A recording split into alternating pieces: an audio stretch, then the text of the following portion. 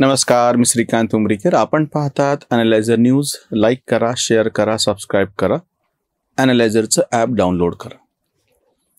आम्ही एक सातत्यानं अशी भूमिका घेत आलेलो आहोत. जागतिक पातळीवरती 1990च्या नंतर व्यापार वाढीस लागला, उद्योग व्यवसाय वाढीस लागले. एका देशातून दुसऱ्या देशामध्ये जाऊन उद्योग व्यापार करणे हे जास्तीत जास्त सहज झालं आधीच्यापेक्षा. आणि छोट्या मोठ्या देशांना सुद्धा संधी, जागतिक बाजारपेठ उपलब्ध झाली आणि ह्या खुल्या बाजारपेठेचं समर्थन आम्ही करत आलेलो आहोत. कुठलाही देश जेव्हा आपल्याकडच्या व्यापाराला चालना मिळावी अशासाठी प्रयत्न करतो, पण दुसरीकडून एक वाईट गोष्ट भारताच्या बाबतीमध्ये घडत आली की नेमकं शेतीच्या बाबतीमध्ये मात्र तुम्ही हा व्यापार खुला होऊ नये. आपल्याच जो उत्पादक आहे, जो शेतकरी आहे, त्याच्या मालाला जागतिक बाजारपेठेमध्ये जर जास्त भाव मिळत असेल तर आपण अशा वेळी निर्यात बंदी लादली आणि ते भाव पाडलेले, किंवा उलट जेव्हा आपल्याकडचे कुठले भाव चढले शेतमालाचे तर बाहेरून तुम्ही काही आयात केलं. विशेषतः आता सोयाबीनच्या पेंडचं ताजं उदाहरण आहे मागच्या वर्षीचं, आणि ते करूनही भाव पाडले. म्हणजे अशा पद्धतीनं तुम्ही ते शस्त्र वापरलेलं आहे. आता जो तुम्हाला तुमच्यासमोर आम्ही जो विषय ठेवतो आहोत, आत्ता म्हणजे 2 दिवसापूर्वी सकाळी, म्हणजे परवा रविवारच्या सकाळची गोष्ट आहे, अमेरिकेनं इराणवरती कसे हल्ले केले ही ती बातमी. 3 ठिकाणी त्यांचे अण्वस्त्र जे ते ठिकाणं आहेत, केंद्र उद्ध्वस्त केले. त्याचे सगळे बारकावे आता हळूहळू समोर येतील. सगळ्याच गोष्टी अजून काही पूर्णपणे समोर आल्यात असं नाही. पण आम्हाला जो मुद्दा उपस्थित करायचा तो थोडासा वेगळा, तो प्रत्यक्ष युद्धाचा नाहीये.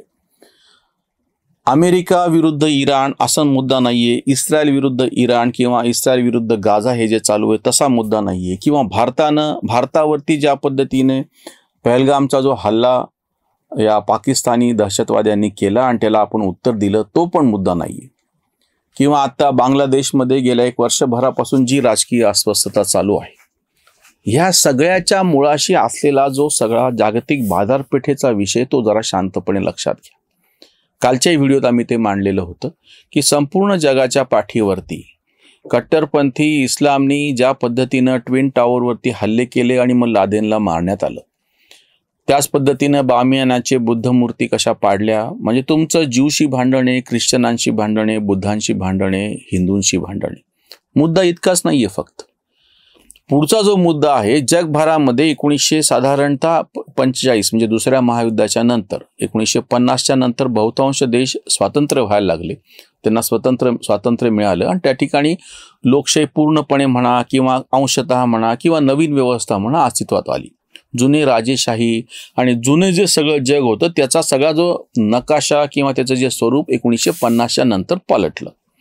1945 पासून ते 1990 पर्यंत 45 वर्ष व्यापार कसा असावा ह्याच्यामध्येच गेली. अटी कशा असाव्यात, कोण कोणाला डॉमिनेट करणार, दादागिरी कोणाची चालणार, सहन कशी करायची नाही करायची, त्याच्यामुळे त्या गॅट करारावरती सह्या करण्याला 45 वर्ष गेली.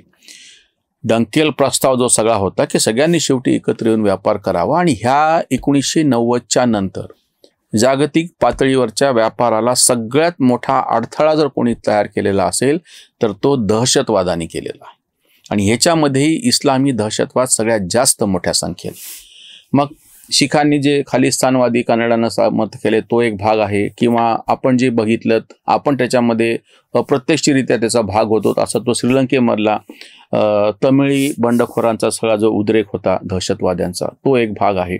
वेगवेगळ्या ठिकाणी आहे, पण प्रामुख्याने जगभरामधली अडचण ही इस्लामी हिरव्या दहशतवादाची आहे. आणि हे आपल्याकडचे पुरोगामी बाकीचे कोणी मान्य करायला तयार. अगदी आत्ताचं उदाहरण सांगतो, कालच्या व्हिडिओत आम्ही वापरले, त्याचा जो पुरावाच नंतर मिळाला.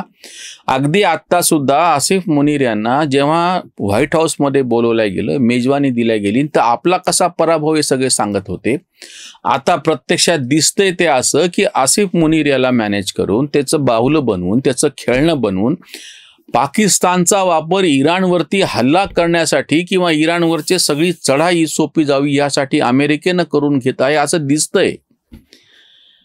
केवळ अमेरिका इतक्यापुरतीच नाही, हा काही एखाद्या इराण सारख्या इस्लामिक देशावरचा हल्ला आहे असं नाही, हा शिया सुन्नीचा भाग आहे असंही सुद्धा नाही. म्हणजे तो एक भाग आहे, केवळ तसं नाही. 1990च्या नंतर जगाची बाजारपेठ ही जास्त व्यवस्थित होणे, जास्त विकसित होणे, जास्त सुरळीत होणे, त्याच्यातले अडथळे दूर करणे हा सगळ्यांचा प्रयत्न एकट्या अमेरिकेपुरता विषय नाही, इस्रायलपुरता विषय नाही, भारतापुरता विषय नाही. युरोपवरती सुद्धा ज्या पद्धतीनं विशेषतः फ्रान्समध्ये कट्टरपंथी इस्लामचे जे काही सगळे उपद्रव झाले आणि त्याच्या विरोधामध्ये पहिल्यांदाच आता युरोप 2 गोष्टी घडल्या. कोरोनाच्या काळामध्ये चीननी ज्या पद्धतीनं विचित्र असं आर्थिक आणि सगळं ते जागतिक व्यापारामधली जी ढवळाढवळ करून टाकलेली होती, आपल्याकडच्या नागरिकांच्यासाठीची सगळी नियमांची पायमल्ली करून टाकलेली होती, जगभरामधले कारखाने उभे राहणे, तिथले कामगारांचे कायदे, त्या सगळ्याच्याच बाबतीमध्ये अतिशय कडक असे नियम असताना चायनामध्ये हे काही नव्हतं. आणि त्याच्यामुळे चायनाला त्यांच्या तो जो पोलादी पडदा ज्याला म्हणतो आपण, त्याच्या आड काय चालले तेच कळायला मार्ग नव्हता. आणि ह्या सगळ्याच्या विरोधामध्ये कोरोनाच्या नंतर, विशेषतः कोरोनाच्या नंतर तुम्हाला असं आढळेल की चायनाची आर्थिक जी काही विकासाची गती होती किंवा सगळं होते ते थांबलेलं आहे, कमी झालेलं आहे. आणि दुसरं, सगळ्या इस्लामिक देशांमध्ये जिथे जिथे दहशतवाद पोचला गेलेला होता, जिथे जिथे त्याला पाठिंबा दिला होता, जिथे जिथे लोकशाही नाकारल्या गेलेली होती, जिथे जिथे शरियाप्रमाणे सगळं चालू होतं, तो एक मोठा अडथळा जागतिक बाजारपेठेला आहे. सगळ्यांना असं वाटतं की तुम्ही काहीतरी हिंदू मुस्लिम बोलायला, तुम्ही काहीतरी अल्पसंख्याक भारतामध्ये बोलायचं. म्हणजे खरं तर इंडोनेशियाच्या नंतर 2 नंबरची मुस्लिम लोकसंख्या भारतात आहे, पण तरी त्यांचा शब्द काय अल्पसंख्य, तुम्ही त्याला असं नाही मुद्दा. भारतामध्ये सुद्धा हे जे प्रचंड मोठ्या प्रमाणातले मुसलमान आहेत ते सेवा सर्व्हिस इंडस्ट्रीमध्ये फार मोठं योगदान देत आहेत. त्यामुळे त्यांच्या विरोधामध्ये बोलून काहीच होणार नाही. दलित आणि मुस्लिम भारतामध्ये खूप मोठा घटक आहे की जे सर्व्हिस इंडस्ट्रीतला एक फार मोठा कणा आहेत. आत्ताच्या अमेरिकेच्या इराणवरच्या हल्ल्यातून हीच गोष्ट सिद्ध होते. मुनीरला ज्या पद्धतीनं त्यांनी उचललं आणि मॅनेज केलं, सगळं जग आता जे बदलत चाललेलं आहे ते व्यापाराच्यासाठी. वॉर इकॉनॉमी बाजूला पडून मार्केट इकॉनॉमीला पुढे जात आहे आणि त्या मार्केट इकॉनॉमीच्या मध्ये येणारे सगळे जे अडथळे आहेत ते दूर करायचा जगभराचा प्रयत्न, त्यांच्या मनामध्ये असो किंवा नसो. ट्रम्प किती युद्धखोर आहे काय बाजूला ठेवा, उलट बायडनच्याच काळामध्ये जास्त युद्धखोरी झालेली, ट्रम्पच्या काळात नाही.